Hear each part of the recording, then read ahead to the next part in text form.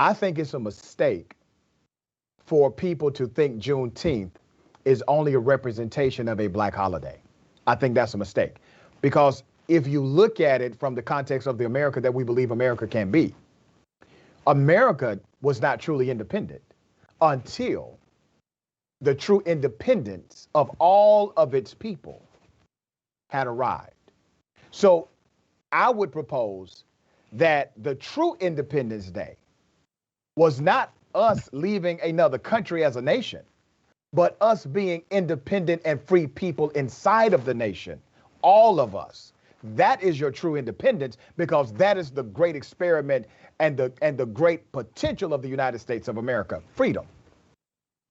Absolutely, and there are many who agree with you that it is very fitting that this bill is actually recognized as Juneteenth National Independence Day, and that it's no shying away from the fact that for many in this country, July 4th, 1776 does not represent a day in which their people were emancipated or liberated from tyranny that was Britain. In fact, there are many who would even argue that Britain at that time, who had already had sentiments, anti-slavery sentiments, may have even ushered in the abolishment of slavery even sooner. So there's an argument there, but even in recognizing that, you're recognizing that Black Americans are ingrained within the storytelling of American history. This isn't the first federal holiday that began with African American origins. If we are talking about it, we know that Memorial Day began as Dedication Day, a day to honor African American Union soldiers who were injured or died in the Civil War. And so knowing that and recognizing that, those are the very opportunities that those who are in support of the passage of this bill and are recognizing and celebrating Juneteenth, these are the very instances where folks are pointing to, we can learn our very history and see that African American history is American history and has long been a part of American history before Juneteenth in 1865. You know, one of the things that we have always been taught, especially when we were in elementary school, middle school, high school, is that America is a great melting pot. And I remember hearing school teachers say this, and my school was all black. I didn't see a melting pot there. My community was all black. I didn't see a melting pot there at all. And the few times I went to church, it was an all black church. I didn't see some great melting pot. But I think what has happened is the narrative has started to change. Where there was a time when really white people were saying, we want you to assimilate with white culture.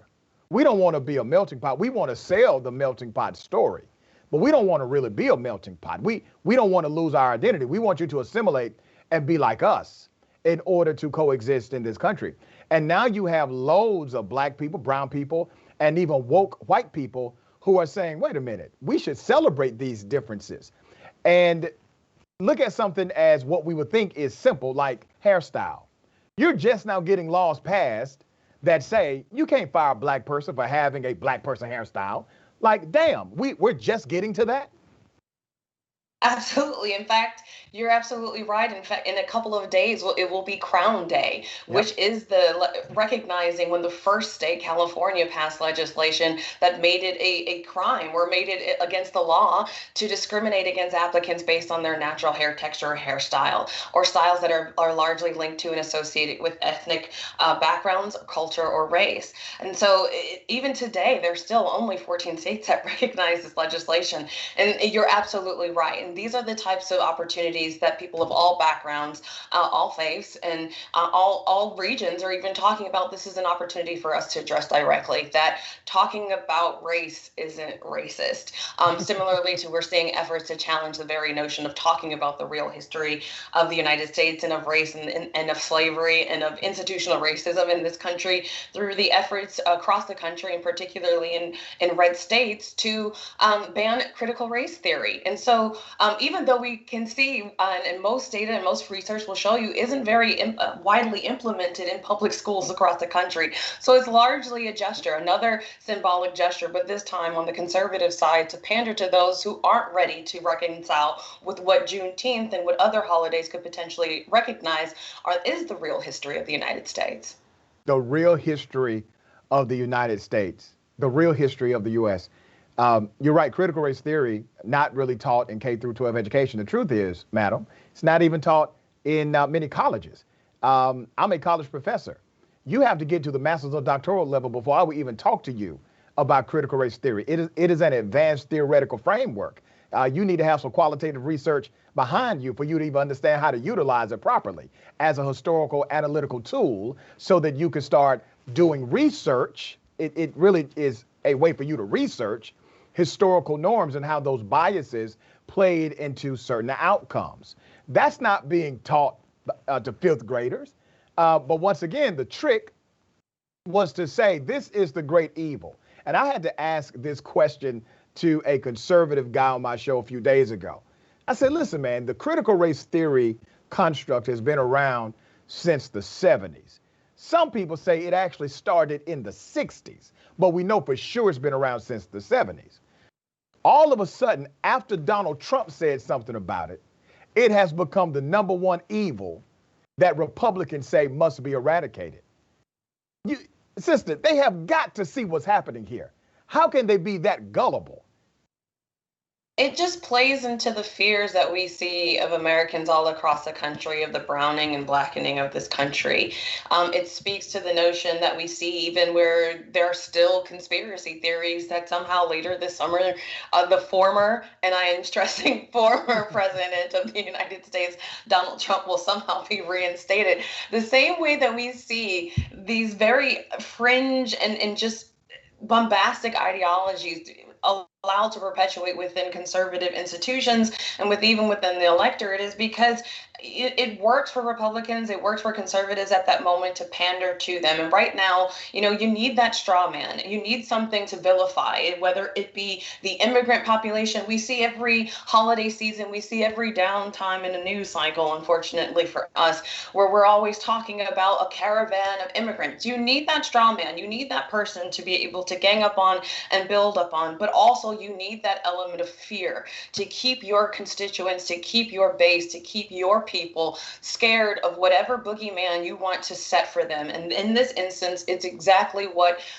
holidays like a Juneteenth, or reconciling with the fact that Memorial Day was originally Dedication Day, and that various elements of what we know to be American history are ingrained from either Africa or the African Americans that come from it. It just speaks to this idea that this country is not ours, and being able to have something that federally recognizes us and substantiates who we are. It only peddles that fear. It only feeds into that fear. And that's why we're seeing the criticism of critical race theory ramp up. Very well said. Juneteenth, they want us to not talk about it. They really didn't want to pass this as a holiday. Many white supremacists are coming out adversarial to Juneteenth, even though it is codified in history. It's a reality of this country. And generally speaking, most of them would say, hey, ending slavery was a good thing, right? But these are the same folks who would tell you we can never forget about the Confederacy. These are the same people who would say we need to build statues and put these Confederate military war generals in places of honor. And beyond that, we need to also make sure that taxpayer dollars fund these racist individuals. How crazy is it that our dollars have to pay for symbols of our own oppression? That is a symbol of the oppression of my ancestors. And my tax dollars are forced to pay to give these clowns places of honor. So on one hand, they want to honor Confederate soldiers who, by the way, committed treason against the United States of America, but they don't truly want to honor the spirit of Juneteenth. Can you make that make any sense?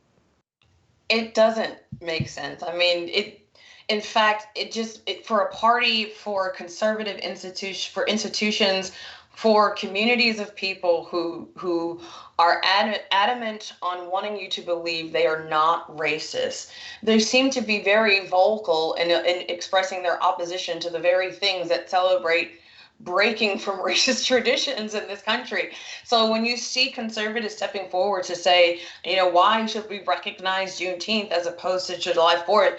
Are you saying your party doesn't want you didn't want the Emancipation Proclamation? You didn't want the enslaved in Galveston to learn of their freedom? Did you want things to stay the same? What exactly are you implying here? What exactly are you saying? And is this the same reason why you are telling communities of people that, whether if you're Rick Santorum, that there isn't an indigenous history in this United States? You want to erase a community of people who are instrumental not only to the wealth of this country, but to the sustainability of this country, the culture of this country. We are this country, and that is what communities are struggling to reconcile with. I think they also saw that the election of President Barack Obama, the very close election where you almost got a Hillary Clinton, even a Democratic primary where a progressive like Bernie Sanders damn near took that thing in the primary. I think they saw this as a great transitioning happening in the United States. So here's what they decided to do. And this is just my theory, sister. They said, okay, we can no longer win by voters picking us. So we now have to pick voters. And they started to create Senate Bill 202 and all of these state laws to restrict black folk and brown folk and young folk from having complete access and complete unfettered access to voting. So they passed these laws under their state rules, right? So now they're saying, okay, so we've done that. We've now figured out how to pick the voters.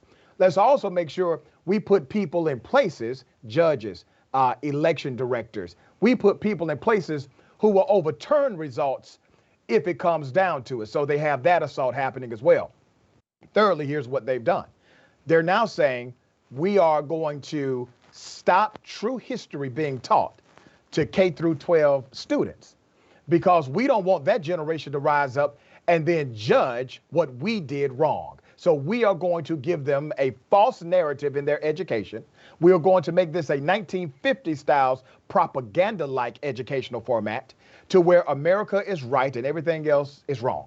And that will hopefully, in their opinion, seal their own legacy.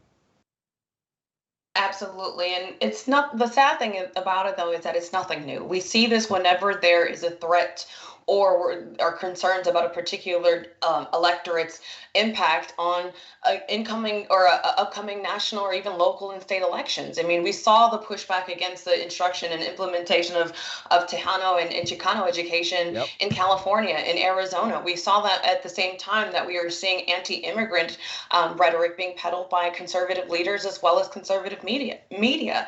And so with that, we will soon see at the same time that we're seeing parallels with a rise in hate crimes against Asian American and Pacific Islander communities. We'll also see that, and we'll see that effort to dial back the education of a long-standing history of that community in this country in educational systems and school systems across the country as well. It all just speaks to this fear, and you combat that fear by controlling the narrative, and you can control the narrative by controlling the power and the power dynamics. And those power dynamics exist in judges. Those power dynamics exist in the Supreme Court. Those power dynamics exist in the fact that, legislators like Jim Jordan would not, before we were even talking about voting rights and the efforts to dial back voting rights, even since this last national election, we have legislators like Jim Jordan who would not be in Congress if it weren't for gerrymandering. So we see efforts to attack the electorate and attack growing and more influential demographics all across the country. And this is nothing new, and we'll see it for many years to come. But today, as we talk about holidays to celebrate jubilation, to celebrate resistance, these are hat tips to communities' ability to overcome and to fight back. And we can see that hopefully that there's an effort to gain from this momentum from a passage of a federal holiday to actually implement change that will address those very issues.